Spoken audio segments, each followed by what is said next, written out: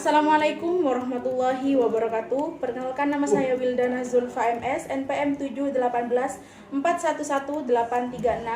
Kali ini saya akan membuat video presentasi materi pelajaran etika dan profesi hukum dengan dosen Imam Rofiki SHMKN.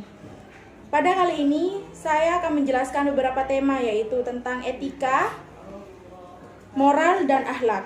Ada beberapa istilah yang terkait dengan etika, yaitu etika dan etiket, etika dan moral, serta etika dan akhlak. Perbedaan antara etika dan etiket. Antara kata etika dan etiket dalam praktek keseharian sering dipahami, padahal antara keduanya mempunyai pengertian yang berbeda.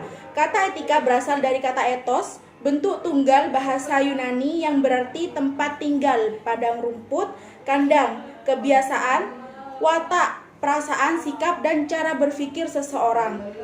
Menurut Aristoteles, etika digunakan untuk menunjukkan filsafat moral yang menjelaskan fakta moral tentang nilai dan norma moral, perintah, kebijakan, dan suara hati. Jadi secara etimologis, etika berarti ilmu tentang apa yang biasa dilakukan atau ilmu tentang adab kebiasaan yang berkenaan dengan hidup yang baik dan buruk. Dalam terminologi bahasa Inggris, kata etika, yaitu ethics, berbeda dengan etiket, yaitu etiquette.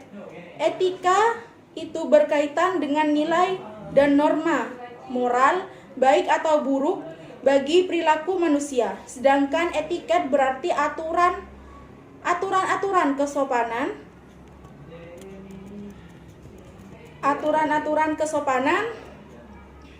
atau tata krama bagi perilaku manusia dalam pergaulan bermasyarakat atau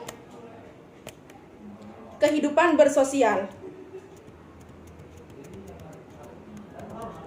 Perbedaan mendasar yang lain yaitu etika tidak terbatas hanya pada cara melakukan suatu perbuatan, tetapi juga memberi norma tentang perbuatan tersebut boleh atau tidak. Etika itu berlaku kapan dan di mana saja dan tidak bisa ditawar-tawar. Ia hanya terbatas pada tempat dan kebudayaan atau kelompok sosial tertentu. Ciri khas dari nilai moral yaitu berkaitan dengan tanggung jawab atau pribadi manusia yang bertanggung jawab, berkaitan dengan hati nurani, mewajibkan kita secara absolut dan tidak bisa ditawar-tawar untuk mewujudkan atau diakui. Nilai moral itu bersifat formal, artinya ia tidak dapat berdiri sendiri tetapi membonceng pada nilai-nilai lain yang dalam usaha mewujudkannya. Contohnya, orang itu baik, tapi dari sisi apanya orang tersebut itu baik. Pengertian etika. Etika merupakan ilmu dan termasuk cabang dari filsafat yang paling tua sejak zaman Yunani kuno. Etika adalah refleksi kritis, metodis, dan sistematis tentang tingkah laku manusia sejauh berkaitan dengan norma-norma atau tentang tingkah laku manusia dari sudut baik buruk. Segi normatif ini merupakan sudut pandang khas bagi etika, karena ia selalu mempersoalkan apa yang boleh dan tidak boleh, apa yang baik dan apa yang buruk untuk dilakukan.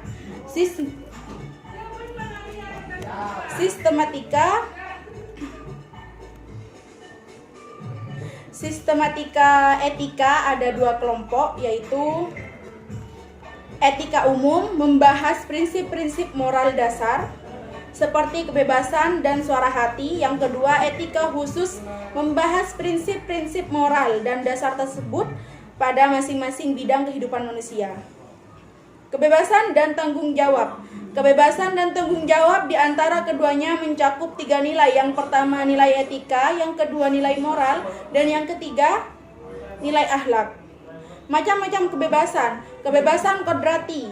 Yang pertama adalah kebebasan kodrati. Maksudnya didasarkan pada hukum kodrat atau hukum alamiah. Contohnya hak hidup seseorang, hak berkeluarga, disebut hak-hak kodrati sebagai manusia atau hak asasi manusia. Yang kedua, kebebasan yuridis, yaitu didasarkan pada hukum yang dibuat oleh manusia atau masyarakat. Contohnya, hak berpendapat. Yang ketiga, kebebasan fisik, dipahami sebagai tanpa paksaan atau rintangan fisik. Contohnya, kebebasan menggerakkan tangan. Yang keempat, kebebasan psikis adalah kebebasan yang berkaitan dengan kehendak bebas manusia. Contohnya, kebebasan dari ancaman dan diskriminasi pihak lain. Yang kelima, kebebasan eksistensial, yaitu kebebasan yang berkaitan dengan kemampuan manusia untuk mengembangkan dirinya secara mandiri dan otonom. Macam-macam tanggung jawab. Yang pertama, tanggung jawab individual, yaitu tanggung jawab kepada diri kita sendiri. Yang kedua, tanggung jawab sosial, yaitu tanggung jawab kepada masyarakat luas, tanggung jawab kepada negara. Yang ketiga, Tuhan, yaitu tanggung jawab transendental hanya pada Allah semesta. Hak dan kewajiban. Hak dan kewajiban itu lahir karena adanya keinsyafan manusia akan martabatnya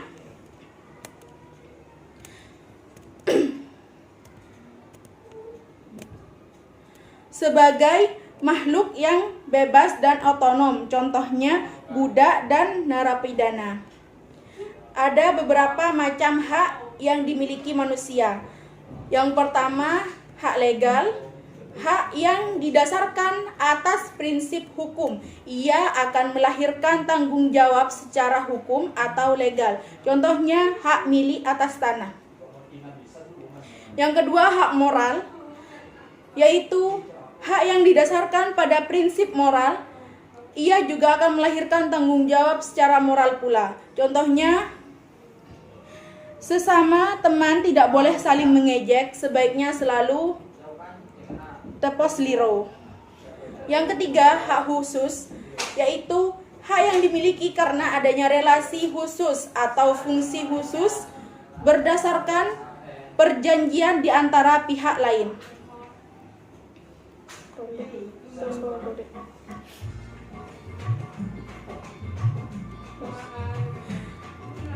Muqasidus syariah dalam terminologi ajaran Islam. Secara etimologi adalah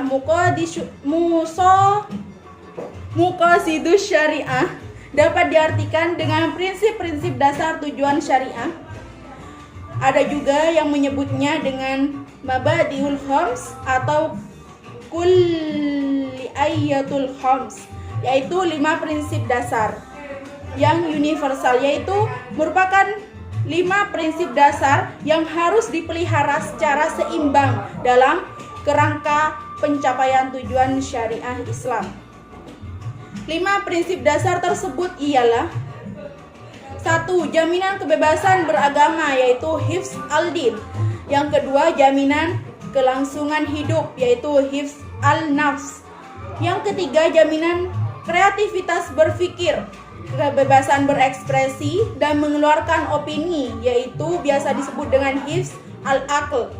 Yang keempat, jaminan kepemilikan harta dan properti, yaitu hifz al-mal.